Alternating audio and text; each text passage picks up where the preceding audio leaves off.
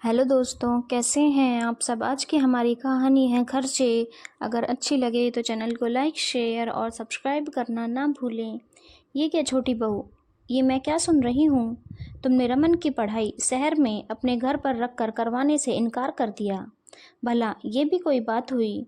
तुम चाचा चाची हो उसकी और उसके इतने से खर्चे नहीं उठा सकती तो फिर तुम्हारे शहर में इतना कमाने का क्या फ़ायदा। इतने पैसों पर क्या सांप बनकर बैठोगी जो बच्चों की पढ़ाई की दुश्मन बन गई।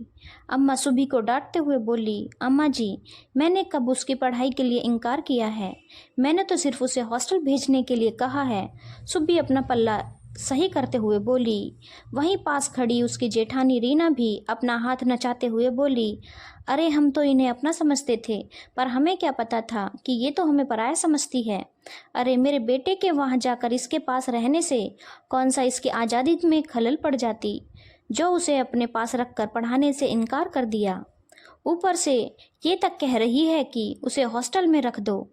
बताओ, घर वालों के वहाँ होने का क्या फ़ायदा। रमन के बापू को पता चला तो वो बहुत नाराज़ हो रहे थे। उन्होंने तो यहाँ तक कह दिया कि छोटी बहू ने किस मुंह से ये बात कह दी। क्या हम उसके कुछ भी नहीं लगते। रीना की बात सुन अम्मा गुस्से में तमतमाती हुई सुबी से बोली, देख छोटी बहू, तू छोटी है, छोटी ही बनकर रह। ज़्यादा सिर उठाने की जरूरत नहीं है। तेरी हरकत से दोनों भाइयों के रिश्ते में खटास आ जाएगी। और तेरा कौन सा खर्चा करवा रहे हैं हम लोग। हम तो हमारे बेटे से बोल रहे हैं, और वैसे भी बड़े बेटे बहू रमन की कॉलेज की फीस देने को तैयार तो हैं। तुम्हें तो बस उसके खाने पीने का खर्चा करना है। एक इंसान के खाने पीने के खर्चे में क्या आ जाता है। अम्मा जी, सिर्फ खाने पीने की बात होती तो बात अलग थी। पिछली बार रोहित को भी हमने रखा था, पर उसके बाद क्या हुआ। भाई साहब ने तो सिर्फ कॉलेज की फीस दी थी, पर कोचिंग का खर्चा, कॉलेज तक आने जाने का खर्चा, कभी किसी किताब की जरूरत पड़ रही है तो कभी किसी चीज़ की, कभी कॉलेज के सेमिनार में बाहर जाना है तो कभी कुछ, और सब खर्चे हमने उठाए थे। और उस पर भी आए दिन कोई ना कोई गांव से उससे मिलने चला आता था, और आता भी तो अकेले नहीं आता, साथ में 3-4 लोगों को लेकर ही आता। अब उनको सिर्फ खिला पिलाकर तो भेजेंगे नहीं, शहर भी घुमाना पड़ता था। यहाँ तक कि जब वापस गांव आते थे तो कुछ न कुछ विदा भी देनी जरूरी होती थी, नहीं तो वो लोग यहाँ आकर आप लोगों से शिकायत लगा देते थे कि मेहमान नवाजी अच्छे से नहीं की, और आप फट से फ़ोन खड़का देती कि हमारी नाक कटा रहे हो। कितना बजट बिगड़ गया था हमारा। ऊपर से ये भी ताने सुने थे कि हमने रोहित से घर के काम करवाए हैं, उसे मुफ्त में अपने घर में नहीं रखा। तो बताइए अम्मा जी, अपना खुद का काम तो खुद ही करना पड़ेगा। मेरे बच्चे भी तो अपना काम खुद करते हैं, वो तो उससे छोटे हैं। सुबी ने ये बात रीना की तरफ देखकर कही तो रीना ने अपना मुंह दूसरी तरफ कर लिया। यह देखकर सुबी अम्मा जी से बोली, देखिए अम्मा जी, मैं साफ साफ कह रही हूँ, इतने खर्चे हम तो नहीं उठा पाएंगे। मेरे बच्चे भी अब कॉलेज में आ चुके हैं, हमारे भी अपने खर्चे हैं। आखिर नौकरी के अलावा दूसरी कोई कमाई का जरिया नहीं है हमारे पास। सुबह के इतने लंबे चौड़े भाषण को सुनकर अम्मा चिढ़ते हुए बोली, अच्छा तो तुम दोनों पति पत्नी मिलकर कमाते हो, फिर भी हमेशा खर्चों का रोना ही रोते हो। शहर में मौज मस्ती करने के लिए पैसे चाहिए, लेकिन परिवार पर खर्च करने के लिए पैसे नहीं हैं। माफ़ कीजिएगा अम्मा जी, दो दो लोग मिलकर कमाते हैं तो क्या हुआ, शहर में रहने वालों के भी खर्चे होते हैं। वहाँ सामान मुफ्त में नहीं आता। अगर एक की कमाई से घर की किस्त और बच्चों की फीस जाती है तो दूसरे की कमाई से घर का खर्चा चलता है। हमें तो हर चीज़ मोल खरीदनी पड़ती है, यहाँ तक कि पानी तक भी मुफ्त नहीं है। सुबी ने कहा तो रीना चिढ़ते हुए बोली, अच्छा आज घर की खर्चे की बात कर रही हो तो हम भी बता दें कि हम भी कोई यहाँ मुफ्त में नहीं रहते, हम भी खर्चे करते हैं। ऊपर से तुम तो शहर जाकर बैठी हो, सारी रिश्तेदारी के अंदर लेना देना तो हमको ही करना पड़ता है। हाँ भाभी जी, लेने देने में सिर्फ लेना आपको करना पड़ता है, देने के मामले में तो बराबर हिस्सेदारी होती है। तो ये बात तो मत ही बोलिए आपकी, लेने देने में हम अकेले रहते हैं। कई प्रोग्राम में तो हम आते भी नहीं हैं, लेकिन हमारी तरफ से शगुन वगैरह बराबर जाता है, क्योंकि उसका आधा खर्चा आप हमसे बराबर मांगती हो। सुबी आज बराबर जवाब दिए जा रही थी। यह देखकर रीना चिढ़ते हुए अंदर चली गई। वहीं अम्मा जी भी मुंह फुलाकर बैठ गईं, लेकिन सुबी ने उन्हें मनाने की कोई कोशिश नहीं की। पिछली बार भी यही हुआ था, जब रमन का बड़ा भाई रोहित पढ़ने के लिए अपने चाचा चाची के पास शहर आया था। हालांकि वहां सिर्फ 1 साल ही रुका था। उसके बाद अचानक उसने बिजनेस करने की ठान ली, इसीलिए पढ़ाई बीच में ही छोड़ दी और दूसरे शहर चला गया। भैया जी ने तो कॉलेज की फीस देकर अपनी जिम्मेदारी की इतिश्री यह कहकर कर ली कि कोचिंग का खर्चा तो चाचा भी उठा सकता है, आखिर इतना हक तो उस पर भी बनता है। पर उसकी कोचिंग की फीस, आने जाने का खर्चा, खाने पीने का खर्चा, पॉकेट मनी, सब खर्चा सुबी और शेखर को ही उठाना पड़ता था। इसके अलावा कभी कोई कॉन्फ्रेंस हो रही है तो कभी कोई कॉलेज का टूर जा रहा है।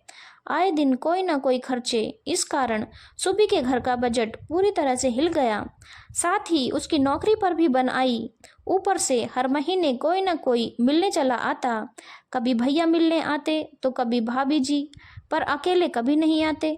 कभी भाभी जी की बहनें उनसे मिलने साथ में आती तो कभी उसके मामा मामी, और फिर 3-4 दिन रुक कर ही जाते। उस दौरान सुबी को अपने स्कूल से छुट्टी लेनी पड़ती, क्योंकि उनकी मेहमान नवाजी के लिए तो उसे ही घर पर रुकना पड़ता।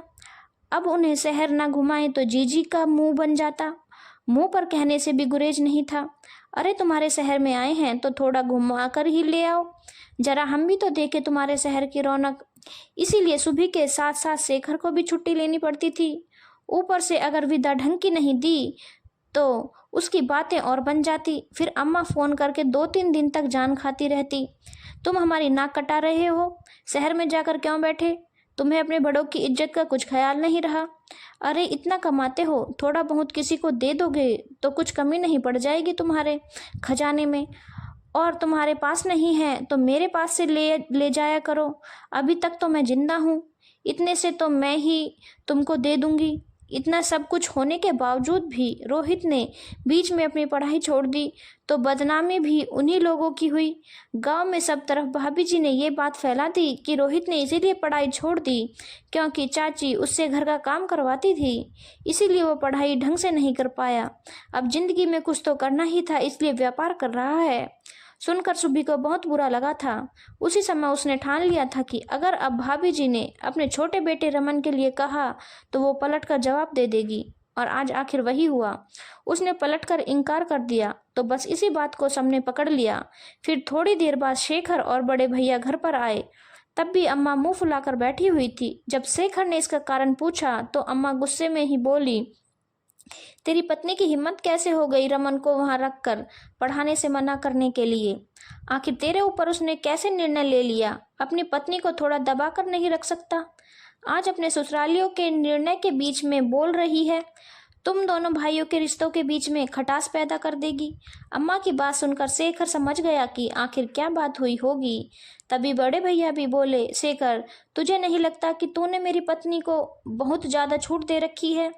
उसने बड़ी ही विनम्रता से भैया से कहा, भैया जी मेरी पत्नी मेरे साथ कंधे से कंधा मिलाकर चलती है।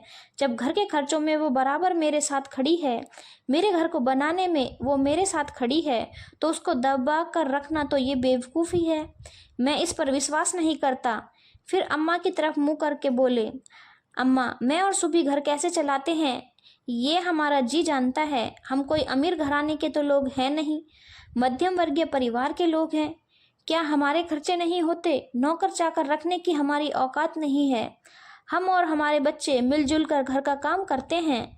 कल को हमने रमन को भी परिवार का सदस्य मानकर मिलजुल कर काम करने के लिए कह दिया तो ये बदनामी हो जाएगी कि हम उसे काम करवा रहे हैं। और यदि कल वो भी अपने बड़े भाई की तरह अगर निर्णय लेकर बैठ गया कि मुझे बिजनेस करना है, तो फिर गांव में हमारी बदनामी होती फिरेगी कि हमने उसे पढ़ने से रोक दिया। अब दोबारा हम बदनामी सिर पर नहीं लेंगे। सुबी गलत नहीं है, इसमें मैं भी उसके साथ हूँ। आपको रमन को पढ़ाना है तो हॉस्टल में डाल दो और अपनी जिम्मेदारी पर पढ़ाओ। कहते हुए शेखर ने हाथ जोड़ दिए। शेखर से इस तरह की उम्मीद किसी को नहीं थी। उसका कड़ा रुख देखकर अम्मा हैरान रह गई। आखिर शेखर के आगे तो किसी की ना चली और सब चुप रह गए। आखिर रमन ने हॉस्टल में रहकर ही अपनी पढ़ाई पूरी की। ये अलग बात है कि शेखर बीच बीच में उसे हॉस्टल जाकर संभाल आता था या वीकेंड पर कभी कभी वो अपने चाचा चाची के घर आ जाता था। धन्यवाद दोस्तों, अगर आपको कहानी अच्छी लगी हो तो चैनल को लाइक शेयर और सब्सक्राइब करना ना भूलें।